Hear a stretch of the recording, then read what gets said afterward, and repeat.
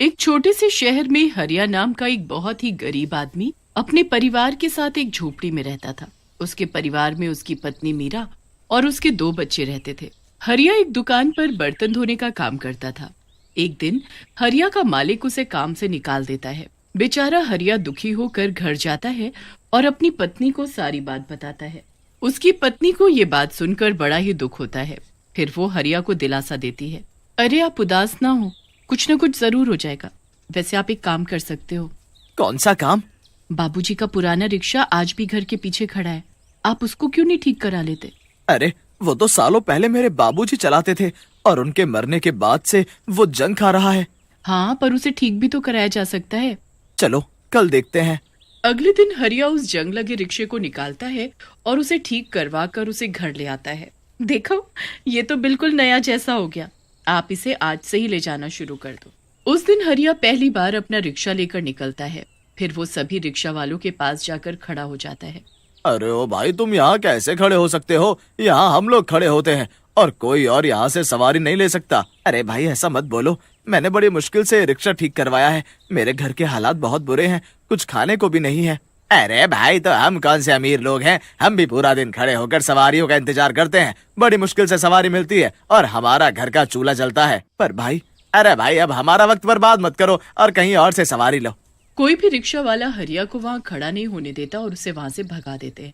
बेचारा हरिया बड़ा ही दुखी हो जाता है और वहाँ से उदास मन से चला जाता है। रास्ते में बहुत कोशिश करता है कि उसे कोई सवारी मिल जाए, पर पूरा दिन उसे एक भी सवारी नहीं मिलती। धीरे धीरे बहुत रात हो जाती है। हरिया एक भी पैसा नहीं कमा पाता। फिर वो निराश होकर घर वापस आने लगता है। घर आते वक्त एक सुनसान रास्ते में हरिया को एक औरत खड़ी दिखाई पड़ती है। वो हाथ देकर हरिया से रिक्शा रुकवाती है। हाँ मैडम, कहीं जाना है आपको? Railway station. वो तो काफी दूर है मैडम। जल्दी चलो, मुझे देर हो रही है। हरिया बिना पैसे पूछे उस औरत को रिक्शा में बिठा लेता है और रिक्शा चलाने लगता है। रिक्शा में बैठते ही वो औरत एक चुड़ैल में बदल जाती है।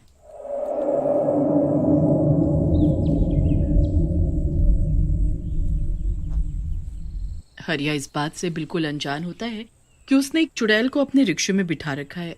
वो तो बस एक सवारी मिलने की खुशी में जल्दी जल्दी रिक्शा चलाता रहता है।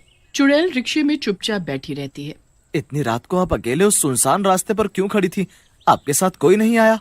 मैं अकेले रहती हूँ। अच्छा, पर आप जा कहाँ रही हो? अपने घर जाना है मुझे देर हो रही है, जल्दी चलो। हाँ जी मैडम, मैं चला रहा हूँ। हरिया तेज तेज रिक्शा चलाने लगता है और आखिरकार रेलवे स्टेशन तक पहुँच ही जाता है। लो मैडम, आ गया आपका रेलवे स्टेशन। हरिया को कोई जवाब नहीं मिलता। फिर वो पीछे मुड़कर देखता है तो रिक्शे में कोई भी नहीं होता।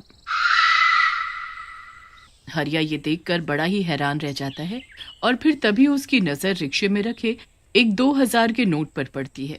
हरिया की आंखें तो खुशी से चमक जाती हैं। ये औरत अचानक कब उतर गई पता ही नहीं चला, और ये इतने सारे पैसे क्यों रखकर चली गई? हरिया उस नोट को हाथ में लेकर देख ही रहा होता है कि अचानक उसकी नजर रेल की पटरी पर जाती है, जहां वो औरत एक ट्रेन के पीछे पागलों की तरह दौड़ रही होती है और बुरी तरह चिल्ला रही होती है, रोको रोको, मुझे भी जाना है। हरिया चिल्लाता रहता है पर वो चुड़ैल भागते रहती है। भागते भागते वो दूसरी पटरी पर पहुंच जाती है, जहां सामने से एक ट्रेन आ रही होती है। हरिया और जोर से चिल्लाने लगता है और उसको हटने को बोलता है। वो उसे बचाने भी भागता है, पर तब तक ट्रेन उस चुड़ैल पर चढ़ जाती है। हरिया भागता हुआ उसे देखने जाता है तो वहां कोई नहीं होता।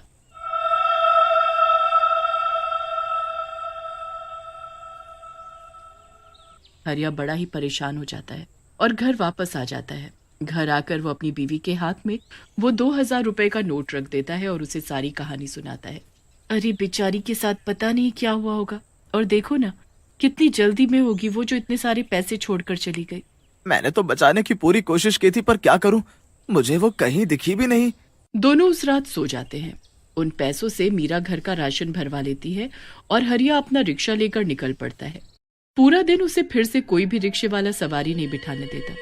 ऐसे ही रात हो जाती है और हरिया फिर से निराश होकर घर लौटने लगता है कि उसे उसी रास्ते पर वही औरत फिर से खड़ी दिखाई पड़ती है।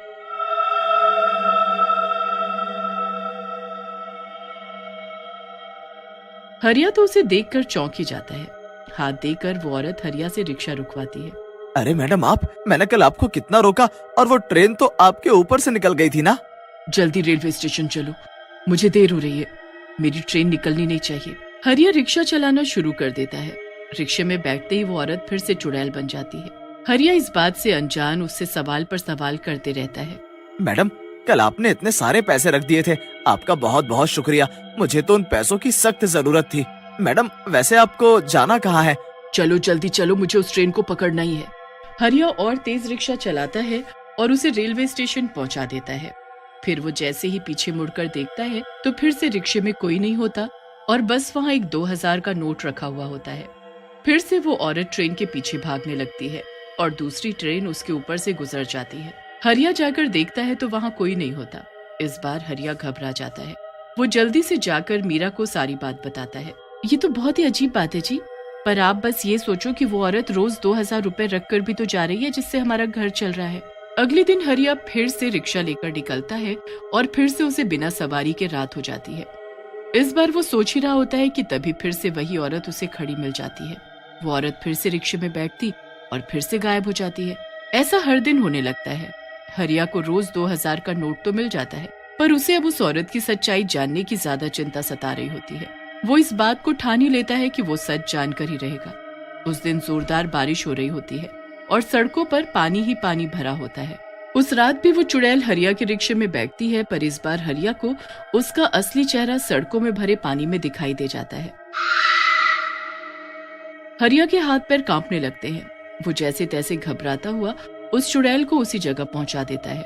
हमेशा की तरह वो चुड़ैल ट्रेन के पीछे भाग रही होती है और रिक्शे में एक नोट रखा होता है। हे भगवान, मैं इतने दिन से एक चुड़ैल को अपने रिक्शे में बैठा रहा था। आखिर ये चुड़ैल चाहती क्या है? क्या है इसकी सच्चाई? मैं जानकर ही रहूंगा। हरिया उसी पटरी पर जाता है, पर तब तक वो चुड़ैल गायब हो चुकी होती है।